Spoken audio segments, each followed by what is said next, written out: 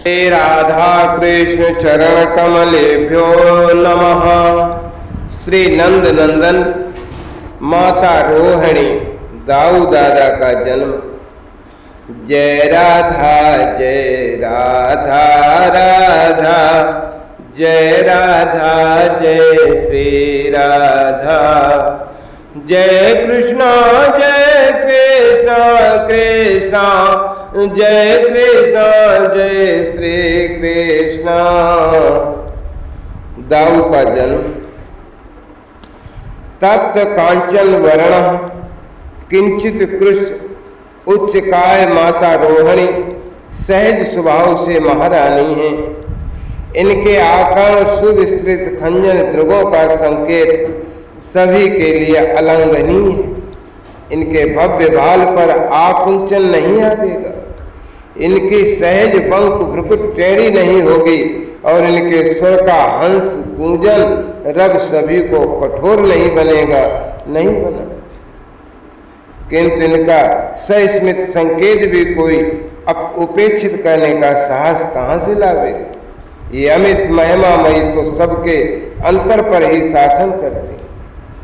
किसी से कैसी भी परिस्थिति में उद्विग्न होना इन्होंने जाना ही नहीं, और इनसे उद्वेग इन वात्सल्यमयी से भला किसी को भी उद्वेग हो सकता है। ये तो सबकी व्यथा मिटाने को, सबके सिहरते प्राणों को स्नेह से संभालने के को ही मानो अवतीर्ण हुई है। इनसे संकोच न शिशुओं को कभी हुआ न वृद्धों को। वृद्धाएं और बालिकाएं बधुएं तक इनका निसंकोच स्नेह पाती रहीं, और इनसे ही सब अपने अंतर को अनावृत करके सब कुछ कह पाती। इनके लिए एकांत और अवकाश दुर्लभ, किंतु कभी कुछ क्षण मिलते हैं तो ये अपने आप कुछ मंद स्वर में कहने लगती हैं। इनका वो आत्मकथ्य बहुत प्रकट होकर भी अत्यंत गुई है। क्या है वह देखे। मैं अपने आराध्य के चरणों से दूर कहीं नहीं जाना चाहती थी। कंस ने देवकी के साथ उन्हें कारागार में बंदी बना रखा था, किंतु मुझे उन तक जाने की सुविधा प्राप्त थी। मैं जाती थी तो बेचारी देवकी को आश्वासन ही मिलता था और स्वामी की सेवा का सुअवसर मिलता था। मुझे मेरी सब सपत्नियां स्वामी की आज्ञा से मथुरा त्याग गईं। कोई दुर्गम गिरि गुहाओं में और कोई अगम्य अरण्यों में आश्रय लेने को विवश हुई। कोई अपने पितृगृह नहीं गई। विपत्ति में कोई किसी का नहीं होता, और अपने पितृकुलों को कंस का कोप भाजन बनाना उचित भी नहीं था। विवस्वत सेवकाएं और परम पवित्र विप्र सहज स्नेह बस उनके साथ चले गए। किसी प्रकार सभी को संकट के दिन काटने थे। देवकी की सगी बहनें उन बेचारियों की तो पीछे सुध रखे ऐसा कोई भाई नहीं थे। मैं जानती हूँ कंस का साहस हस्तिनापुर के शासन से शत्रुता करने का नहीं है। यदि मैं वहां अपने पितृगृह जाना चाहती तो मुझे रोक भी नहीं सकता था, किंतु मेरे स्वामी कारागार में थे। सगी अनुजा जैसे देवकी की संतानें जन्मते ही मार दी जाती थीं। मैं ही अकेली थी जिसे बंदी गृह में जाने की अनुमति थी। मैं स्वामी को छोड़कर कहीं भी नहीं जाना चाहती थी। कंस पर भी मुझे क्रोध नहीं था। वो सूर था, किंतु अंतर में उतना ही का पुरुष था। कुसंग में पड़ गया था। मरण के भय से कुछ भी करने को उद्यत हो गया था। वो भीत कायर निरंतर मानसिक अशांतिग्रस्त कृपा का ही पात्र था, और मुझे तो मरण का भय नहीं था। वो मुझे मार ही तो देता। मैं अंतर्वर्तनी हो गई। देवकी का वह अत्यंत कातर अनुरोध स्वामी का वंश ही नष्ट हुआ जा रहा है। सचमुच मेरी किसी भी सपत्नी को अब तक संतान नहीं थी, और अब तो वे बेचारियां मथुरा से ही दूर चली गई थीं। देवकी की संतानें कंस के कोप की आहुति बनती जा रही थीं। मैं अंतर्वर्तनी हुई और समय समीप आने लगा तो देवकी ने और स्वयं स्वामी ने भी अपनी शपथ देकर मुझे विवश कर दिया। मथुरा त्याग के लिए गोकुल समीप था, या कम से कम स्वामी का समाचार तो मैं पा सकते थे। विपत्ति व्यक्ति से सब कुछ करा लेती है। मैंने पुरुष भेष धारण किया और अश्वारोही बनकर प्रातःकाली मथुरा से निकली थी। यही अवसर था जब कंस के असुर पुर रक्षक असावधान रहते थे, बेउम्मीदे होते थे, अतः किसी की ओर भी अधिक ध्यान नहीं दे सकते थे। मुझे कोई बाधा नहीं हुई, किसी ने रोका नहीं, कुछ पूछा भी नहीं, क्योंकि मेरे पास कुछ सामग्री नहीं थी। मुझे तो प्रातः पर्यटन का कोई व्यसनी माना गया होगा। मथुरा के नगर द्वार से निकलकर मैंने अश्व को दौड़ा दिया था। स्वामी का यह श्वेत अश्व अब भी यहाँ है और सभी उसकी बड़ी श्रद्धा से सेवा करते हैं। बड़े बूढ़े गोप तक उसे सादर सिर झुकाते हैं। सब कहते हैं ये अश्वराज सुवाहक बनकर गोकुल में आए हैं। इनके चरण आए तो यहाँ घरों में शिशुओं की किलकारियां गूंजने लगी। बहुत सीधा, बहुत स्वामी भक्त है ये पशु। मुझे देखते ही ऐसा प्रसन्न होता है जैसे उसमें नवीन प्राण आ गया हो।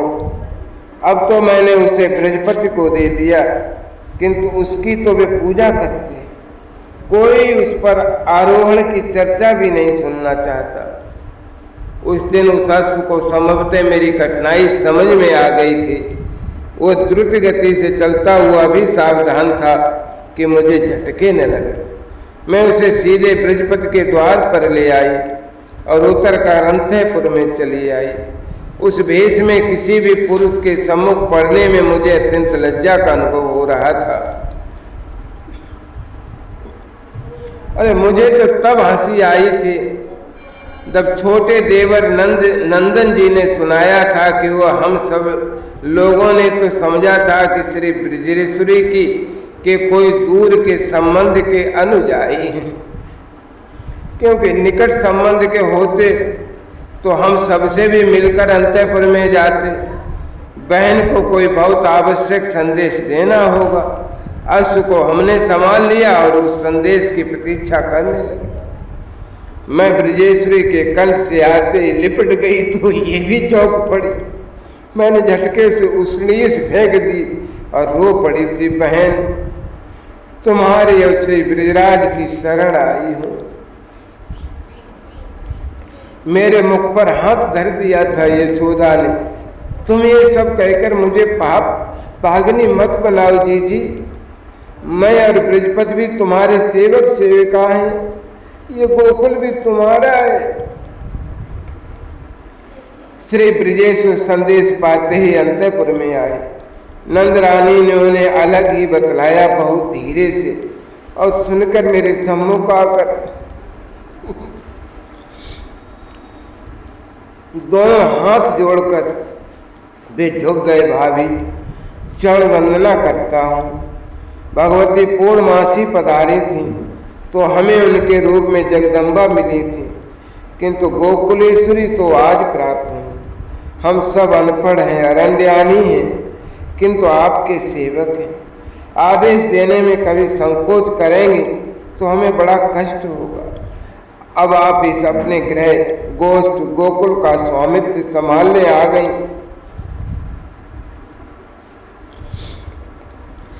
हम सब निश्चिंत हुए। शरण तो आप देगी हम सबको। मैं क्या कहती, अब तक मैंने वस्त्र भी नहीं बदले थे।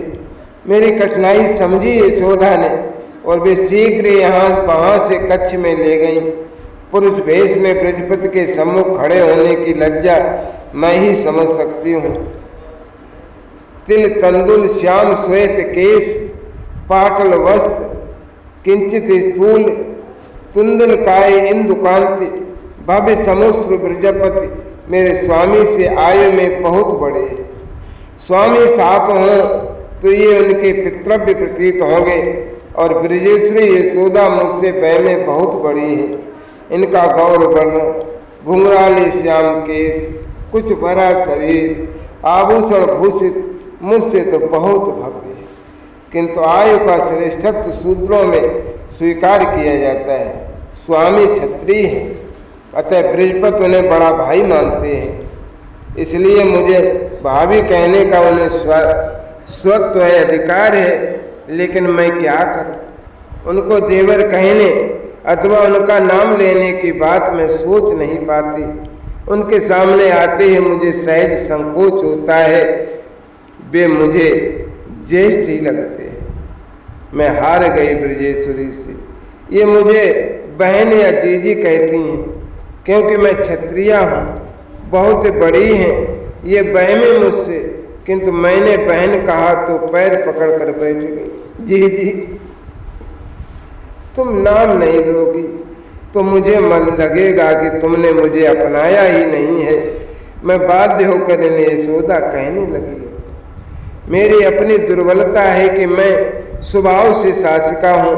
स्वामी के घर में भी जब वो घर वैभव संपन्न था, समस्त व्यवस्था का संचालन तो मैं ही करती थी। सेवक सेविकाएं और सब सपत्नियां केवल मेरा आदेश पालन करते थे।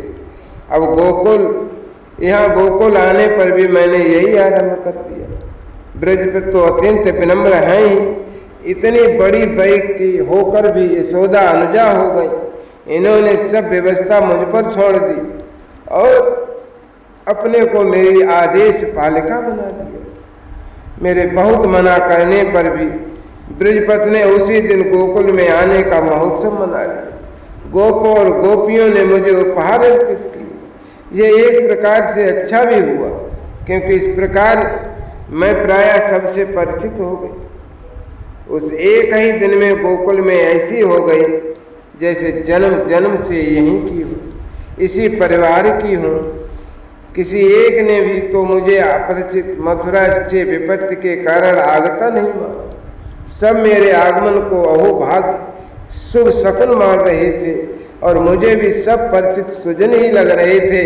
अपरिचय जन्म संकोच मुझे किसी के भी सामने नहीं हुआ। भगवती पूर्णमासी पधारी तो मैं जैसे ही उनके पदों में प्रणत होकर बैठी, उनका मदमंगल आकर गोद में ही बैठ गया।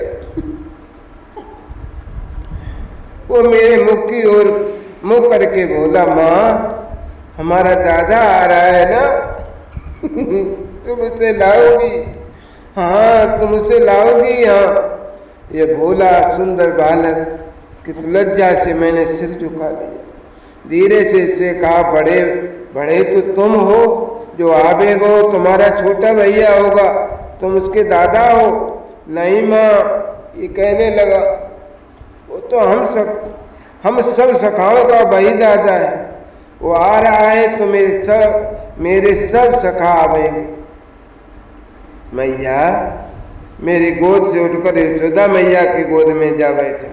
दादा आ रहा है ना, मेरा सखा भी आवेगा। ये तो बहुत भोला, बहुत चंचल, बहुत बोलने वाला बड़ा प्यारा बालक है मधुमंगल।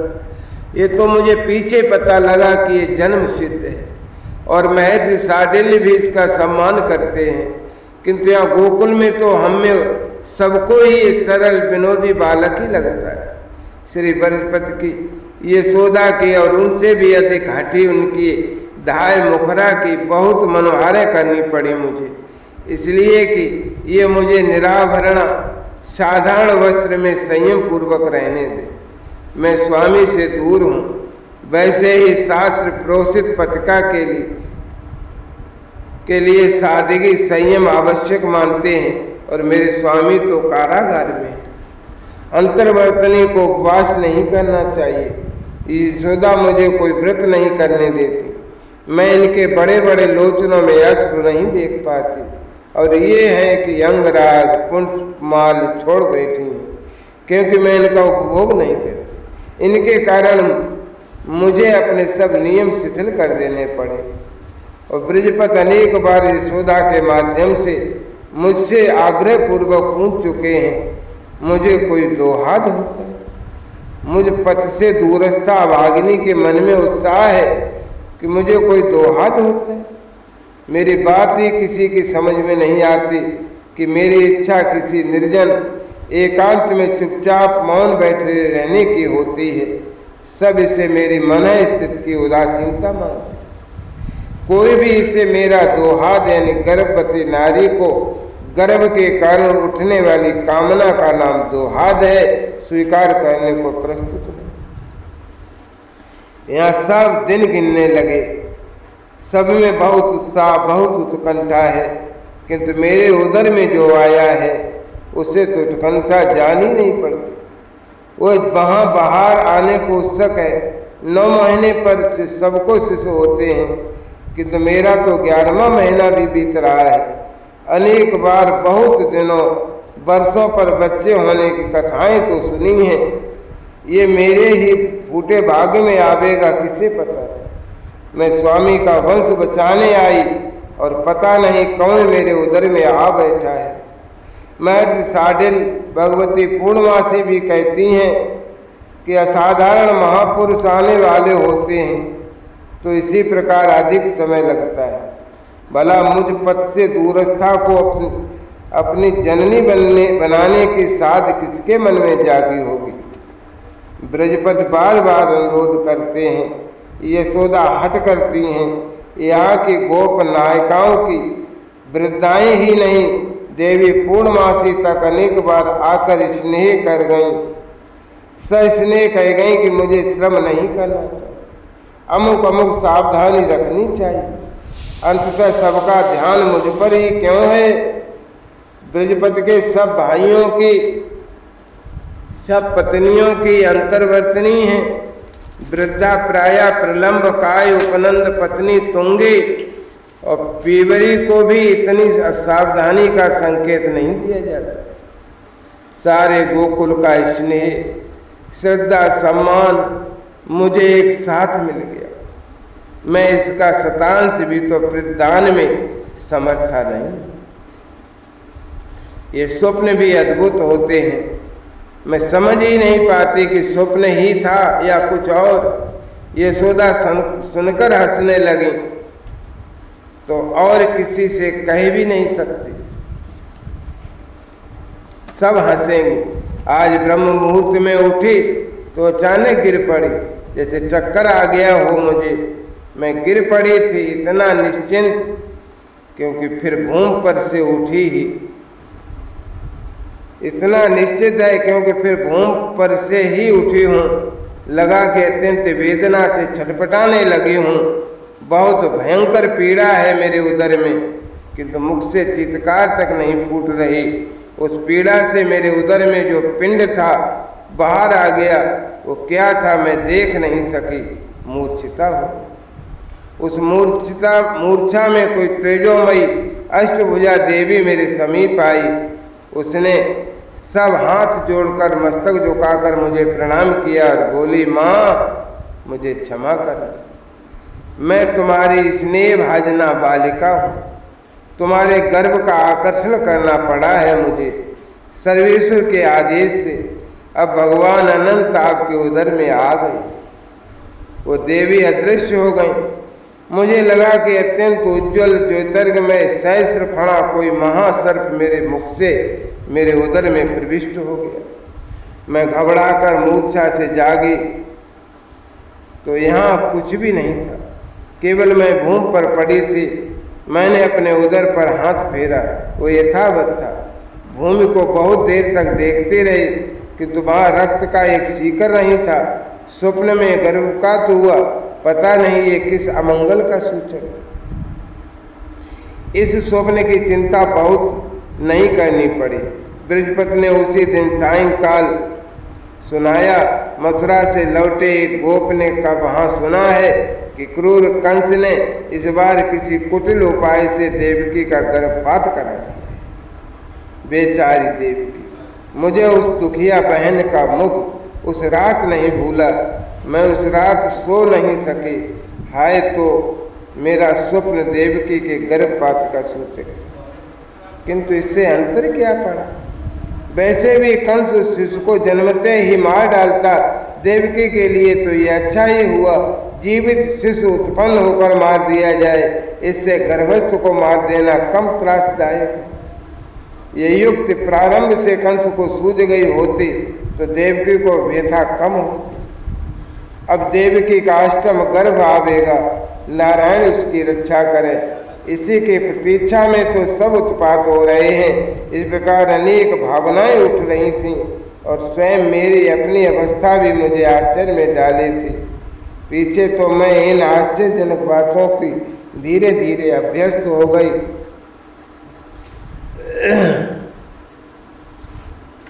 बात मेरे तक ही नहीं थी। अब मुझे कच्छ में कभी अकेली तो शयन करने नहीं दिया जाता था।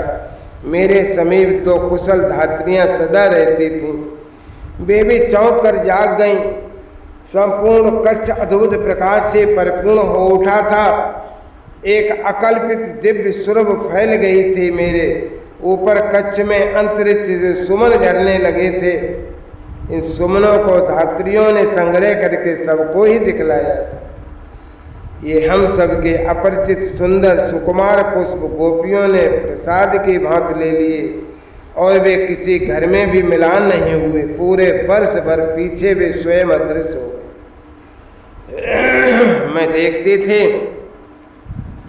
मैं केवल देखते थे कि अरुण वर्ण श्वेत समुद्र सृष्टिकर्ता त्रिलोचन गंगाधर सहस्राक्ष सुरेंद्र सुंडधर चंद्रभाल गणपति तथा सत सहस्र अन्य अपरिचित और परिचित देवताओं से कच्छ भर गया है और सब सांजल स्तुति करते हुए मुझ पर पुष्पार्पण कर रहे हैं। भगवती पूर्णमासी ने सुनकर अंजलि बांधकर मुझे प्रणाम कर दिया। ये कहकर, हे अनंत जननी, आपके उदर में जो आ गए हैं वे सुरों के नित्य सेव्य हैं। ये अद्भुत दृश्य सुरभि सुमन ज्योति सना नंदगृह में सबके लिए शीघ्र सामान्य हुए। मेरे शरीर में भी उस विचित्र स्वप्न के पश्चात ही परिवर्तन हो गया। मुझे अपना शरीर पुष्प के समान भारहीन लगने लगा। सभी साग्रह मुझे कुछ भी करने नहीं देते थे, किंतु मुझे लगता था कि मेरे भीतर स्वास्थ्य शक्ति का अनंत प्रभाव उमड़ पड़ा। मुझे श्रांति क्लांति कभी हुई भी नहीं। ये भी विस्मृत हो गया। इतना सब था किंतु मेरे मन में आह्लाद नहीं था। एक शांति थी। नीरव शांत बैठे रहने का मुझे प्रिय लगता था। सब कहते थे मेरे अंग अंग से कांति झर रही है। देवी पूर्णमासी अब प्रतिदिन अधिक समय मेरे समीप ही व्यतीत करने लगी थी और मधुमंगल तो रात्रि में भी मेरे अंक में ही सो रहने का अनेक बार आग्रह कर बैठता था। उसे समझाकर ही भगवती आश्रम ले जाती थी।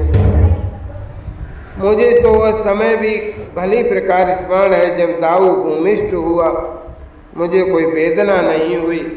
मैं मूर्छता तो क्या होती, निद्रता भी नहीं थी।